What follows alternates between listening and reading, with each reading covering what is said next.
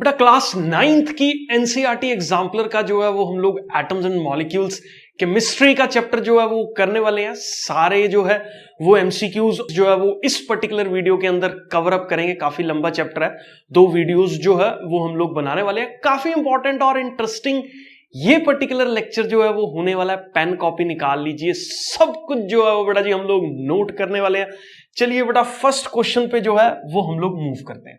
तो first question इसके अंदर लिखा हुआ है, which of the following correctly represents 360 gram of water. कौन सा इसमें से जो है वो 360 ग्राम वाटर को जो है वो रिप्रेजेंट यहां पे कर रहा है। तो बेटा इसको सॉल्व करने के लिए हम लोगों के पास एक बहुत ही बेसिक फॉर्मूला जो है वो इस्तेमाल होगा मूल कॉन्सेप्ट का, कि नंबर ऑफ मोल्स जो है वो हम लोगों के पास किसके बराबर रहते हैं। ये होता है हम लोगों के पास गिवन मास डिवाइडेड बाय जो है वो हम लोगों के पास क्या रहेगा, मोलर मास जो है वो हम लोगों के पास यहां पे रहेगा। अब देख लीजिए बेटा वाटर हम लोगों के पास जो है वो गिवन है। अगर वाटर का मोलर मास जो है वो हम लोग कैलकुलेट करें तो वाटर में हाइड्रोजन प्रेजेंट है जिसका मोलर मास 1 है, प्लस साथ ही में हम लोगों के पास ऑक्सीजन है जिसका मोलर मास 16 है। तो यहां से टोटल मोलर मास जो है वो वाटर का अगर हम लोग कैलकुलेट करें तो 18 ग्राम के बराबर जो है वो हो गया। अब नंबर ऑफ मोल्स जो है वो गिवन मास किसके बराबर है, 360 के बराबर है, डिवाइडेड बाय मोलर मास बेटा जी हम लोग निकाल चुके हैं। तो यहां से अपने को एक चीज समझ में आ गई है कि वाटर के जो है वो 20 मोल हम लोगों के पास जो है वो प्रेजेंट है। अब 20 मोल वाटर प्रेजेंट है तो एक तो बेटा जी ये सेकंड वाला पार्ट जो है वो डायरेक्टली इस चीज को जो है वो रिप्रेजेंट कर रहा है। अब दूसरा जो है वो नंबर ऑफ पार्टिकल्स हम लोग जो है वो किसी भी चीज के अंदर किस तरीके से निकालते हैं। तो नंबर ऑफ पार्टिकल्स का क्या फॉर्मूला रहता है, number of moles times Avogadro number. Avogadro number यहां पे क्या है 6.022 इंटू 10 पावर 23। इसको अगर आप सॉल्व करोगे तो ये हो जाएगा 12.044 इंटू 10 पावर 24 या 1.2044 इंटू 10 पावर 25। तो इतने नंबर ऑफ जो है वो पार्टिकल्स हो गए वाटर के मॉलिक्यूल के, या 20 नंबर ऑफ मोल्स जो है वो हम लोगों के पास हो गए। अगर आप इस वाले आंसर को मैच करने की कोशिश करो तो ये फोर्थ पार्ट के अंदर जो है वो ये वाला आंसर मैच हो रहा है। तो सेकंड और फोर्थ दोनों ही इस क्वेश्चन का आंसर है, और डी पार्ट जो है वो हम लोगों के पास इस क्वेश्चन का आंसर जो है वो हो जाएगा। Simple, given mass by molar mass formula अपने को पता है, वही फॉर्मूले का इस्तेमाल करके जो है वो हमने नंबर ऑफ मोल्स निकाल लिए। नंबर ऑफ मोल्स से नंबर ऑफ पार्टिकल्स निकालने के लिए मैंने जो है वो इसको एवोगैड्रो नंबर से मल्टीप्लाई कर दिया। एवोगैड्रो नंबर से मल्टीप्लाई करने के बाद जो है वो हम लोग इस तरीके से इसको कैलकुलेट कर रहे हैं। मैं जूम करके चल रहा हूं बेटा जी, ये क्लियर है। नेक्स्ट क्वेश्चन पे हम लोग मूव कर रहे हैं। Which of the following statement is, बेटा जी ये चीज का ध्यान देना है बच्चे, यूजुअली बार बार मैं बोलता रहता हूं नॉट को जो है वो ध्यान से पढ़ना रहता है, मतलब इसमें से कौन सा करेक्ट नहीं है। ठीक है, atoms are not able to exist independently. Atoms can exist independently. Inert gases जो है, हीलियम जैसे एटम है वो अकेला एग्जिस्ट कर सकता है, नियॉन एटम अकेला एग्जिस्ट कर सकता है, आर्गन एटम अकेला एग्जिस्ट कर सकता है। इवन आप लोग ज्वेलरी इस्तेमाल करते हैं, गोल्ड जो है वो भी अकेला इस्तेमाल प्रेजेंट जो है वो हो सकता है। तो ये सारे के सारे एटम अपनी नेटिव स्टेट के अंदर, एटॉमिक स्टेट के अंदर जो है वो प्रेजेंट हो सकते हैं। ऐसा नहीं है कि एटम एग्जिस्ट नहीं करता इंडिपेंडेंटली। तो देखो ये वाली स्टेटमेंट सीधा ही नजर आ गया कि गलत है।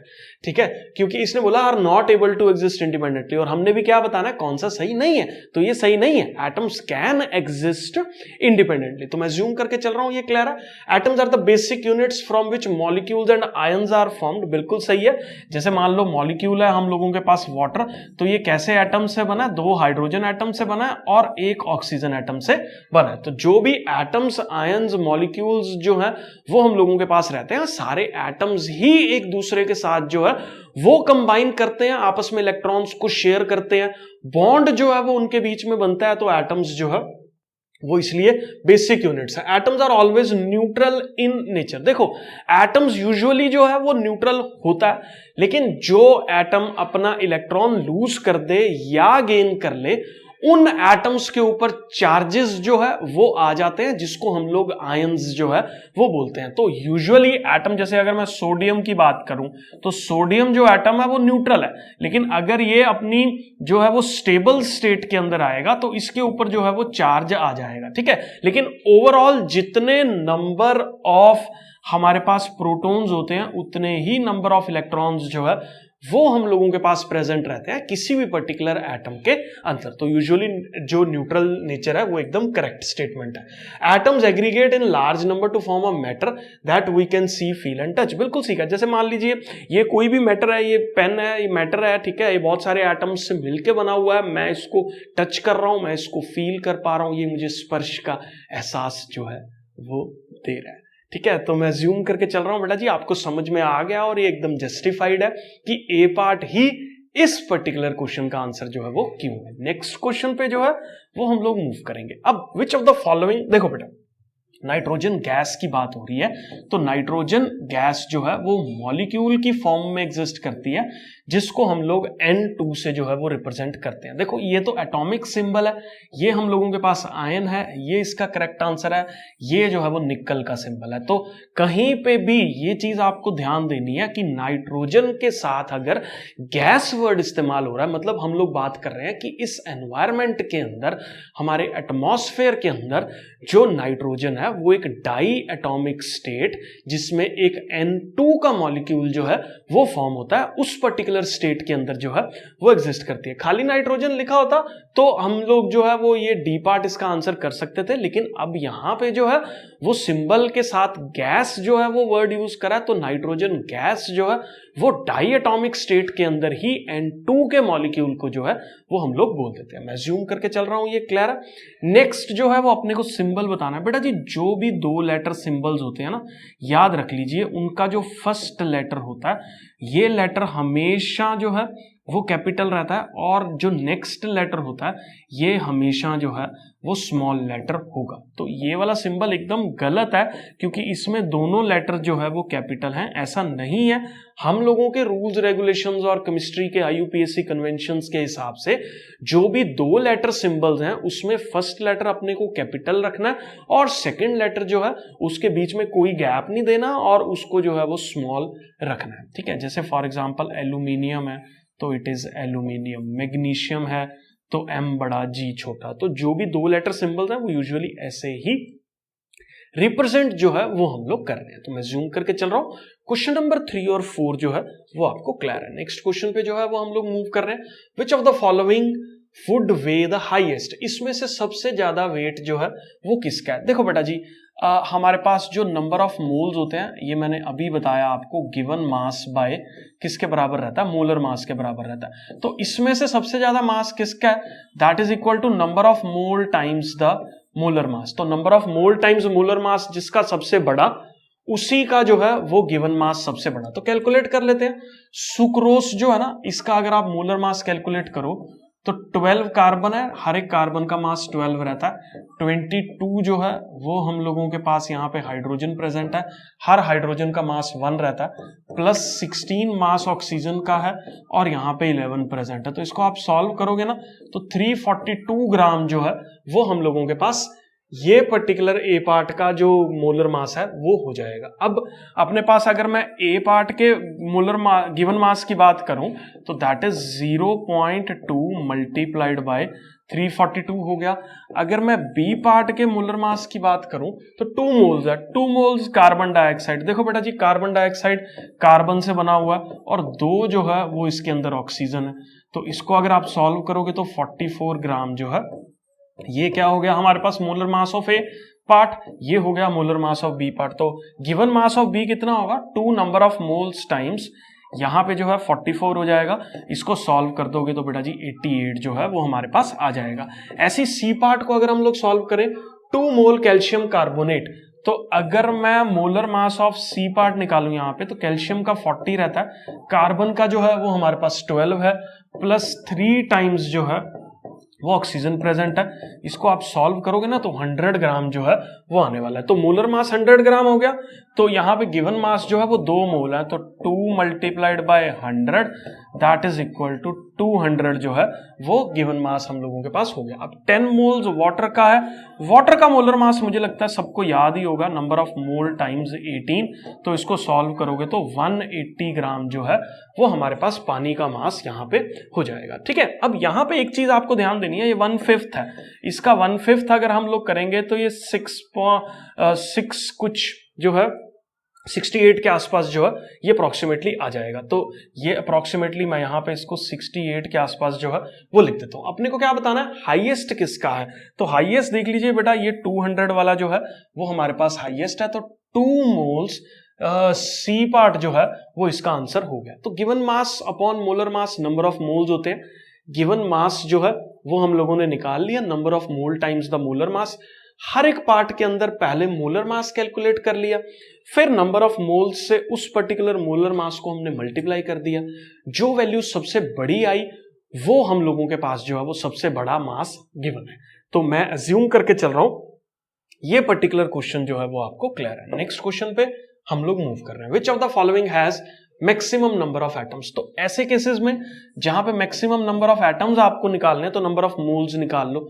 जिसके नंबर ऑफ मोल्स सबसे ज्यादा उसके अंदर सबसे ज्यादा नंबर ऑफ एटम्स जो है वो प्रेजेंट होंगे। तो यहां पे अगर आप देखो तो गिवन मास है हमारे पास 18 ग्राम, मोलर मास है हमारे पास 18 ग्राम, वाटर का आपको पता ही है, ठीक है। तो ये नंबर ऑफ मोल्स किसके बराबर होंगे, ये ए पार्ट का जो है वो नंबर ऑफ मोल्स 1 होंगे। अगर मैं बी पार्ट की बात करूं तो गिवन मास है 18 ग्राम। ऑक्सीजन का जो मोलर मास है, ऑक्सीजन का वेट जो है वो 16 है एक का, तो ये हो गया 18/32, ये 1 से तो छोटा ही हो गया। सी पार्ट की अगर मैं बात करूं 18 gram carbon dioxide, carbon dioxide में 12 + 2 × 16, तो इसको सॉल्व करोगे तो 18/44 जो है वो हो गया। उसके बाद डी पार्ट के अंदर जो है वो 18 ग्राम जो है वो मीथेन प्रेजेंट है, और CH4 का मास कितना हो गया 12 + 4 विच इज इक्वल टू 18/16। इसको सॉल्व करोगे तो ये 1 से बड़ा है। तो आपको कुछ भी सॉल्व करने की इसमें जरूरत नहीं है, ये नजर ही आ रहा है कि डी पार्ट 1 से बड़ा होगा क्योंकि न्यूमरेटर डिनोमिनेटर से बड़ा है। तो हमने भी जो है वो मैक्सिमम ही निकालना है, तो मैक्सिमम केस जो है वो डी पार्ट के अंदर इसका आंसर जो है वो होने वाला है। मैं ज्यूम करके चल रहा हूं बेटा जी, ये क्लियर है। सिंपल हम लोगों ने जो है वो फॉर्मूला इस्तेमाल किया कि जो नंबर ऑफ मोल्स होते हैं वो given mass by molar mass है। मोलर मासेस जो है वो हम सबने जो है वो पता है कैसे निकालने हैं, ठीक है। सारे मासेस को जो है वो ऐड ऑन कर दो तो हमारे पास मोलर मासेस जो है वो आ जाते हैं।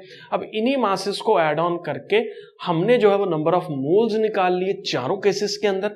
चारों केसेस के नंबर ऑफ मोल्स से हमने जो है वो चेक कर लिया कि किसके नंबर ऑफ मोल्स हमारे पास सबसे ज्यादा है। मैं ज्यूम करके चल रहा हूं बेटा जी, ये क्वेश्चन जो है वो आपको क्लियर है। नेक्स्ट क्वेश्चन पे हम लोग मूव कर रहे हैं।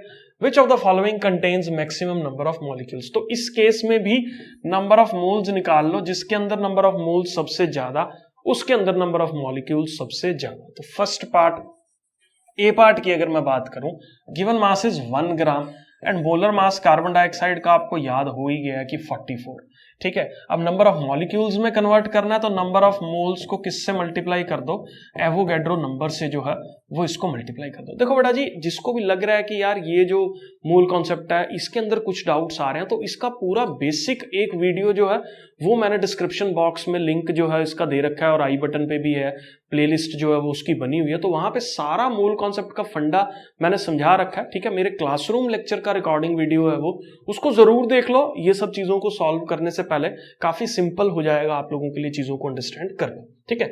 तो नंबर ऑफ मोल्स हमने निकाले, उसको एवोगैड्रो नंबर से मल्टीप्लाई कर दिया, ये नंबर ऑफ मॉलिक्यूल्स हमारे पास आ गए। ऐसे ही बी पार्ट में देखो तो 1 अपॉन ये 28 टाइम्स ये क्या हो जाएगा 6.022 इंटू 10⁻23। 1 क्या है, गिवन मास है, 28 मोलर मास है, हमने निकाल लिया। सी पार्ट में क्या होगा, गिवन मास 1 है, मोलर मास हाइड्रोजन का जो है वो 2 है, क्योंकि hydrogen is made up of 2 hydrogen atoms, तो 1 + 1 = 2, तो 1/2 ये नंबर ऑफ मोल्स हो गए। नंबर ऑफ मोल्स को नंबर ऑफ मॉलिक्यूल्स में कैसे चेंज करेंगे, तो इस तरीके से जो है वो हम लोगों के पास चेंज हो जाएगा, ठीक है। ऐसी मीथेन की बात करूं तो 1/16 टाइम्स 6.022 इंटू 10⁻23। तो यहां देखने से ही बेटा नजर आ रहा है कि सबसे ज्यादा नंबर ऑफ मॉलिक्यूल्स जो है वो इस केस में, क्योंकि यहाँ पे सिंपल हाफ हो रहा है, बाकी कोई 1/16 हो रहा है, कोई 1/28 हो रहा है, कोई 1/44 हम लोग जो है वो कर रहे हैं, 44 से डिवाइड कर रहे हैं। सी पार्ट में सबसे छोटे नंबर से डिवाइड कर रहे हैं, इसीलिए सबसे बड़ा रिजल्ट जो है वो हम लोगों के पास सी पार्ट के अंदर ही जो है वो हम लोगों को मिलेगा। मैं ज्यूम करके चल रहा हूं बेटा जी, ये पर्टिकुलर क्वेश्चन जो है वो आपको क्लियर है। नेक्स्ट क्वेश्चन पे जो है वो हम लोग मूव कर रहे हैं। तो नेक्स्ट क्वेश्चन के अंदर आप देखो, mass of 1 atom of oxygen जो है वो निकालना है। बेटा जी एक चीज सिंपल आप अपने दिमाग में बिठा लो, अपने को पता है कि जो मोलर मास है किस चीज का मोलर मास हम लोग बात कर रहे हैं? ऑक्सीजन के एटम का जो मोलर मास है, मतलब एक मोल ऑक्सीजन के एटम लूं अगर मैं, तो 16 ग्राम के बराबर जो है वो मोलर मास हम लोगों के पास होता है। मोलर मास का मतलब क्या होता है? 6.022 इंटू 10 पावर 23 एटम्स, किसके 23 एटम्स? ऑक्सीजन के। उसका मास जो है वो हम लोगों के पास किसके बराबर आ गया? 16 ग्राम के बराबर आ गया। एक एटम की अगर मैं बात करूं तो एक एटम ऑफ ऑक्सीजन का मास क्या होगा? ऑब्वियसली 16 से जो है वो हम लोग एवोगैड्रो नंबर को डिवाइड करने वाले हैं। तो ये डिवाइड करने पे हम लोगों के पास जो पर्टिकुलर वैल्यू यहां पे हम लोगों के पास जो है वो आएगी, उसी वैल्यू को जो है वो 1 एटम ऑफ ऑक्सीजन का मास जो है वो हम लोग बोल देंगे। तो इसको अगर हम लोग यहाँ पे ध्यान से देखें तो ए पार्ट जो है इस पर्टिकुलर का आंसर जो है वो होने वाला है। मैं जूम करके चल रहा हूं बेटा जी, ये क्लियर है? Next question, 3.42 sucrose are dissolved in 18 gram of water in a beaker, the number of oxygen atoms present after dissolution. देखो, सुक्रोज होता है C12H22O11, सिंपल। उसको जो है वो हमने किसमें डिसॉल्व किया? वाटर के अंदर जो है वो डिसॉल्व किया। कितना लिया सुक्रोज हम लोगों ने? सुक्रोज लिया 3.42 ग्राम सुक्रोज जो है वो हम लोगों ने ले लिया, और वाटर जो है वो हमने कितना लिया? 18 ग्राम वाटर जो है वो हमने लिया। अपने को क्या बताना है? कितने नंबर ऑफ ऑक्सीजन के एटम्स जो है वो इन दोनों के अंदर प्रेजेंट है।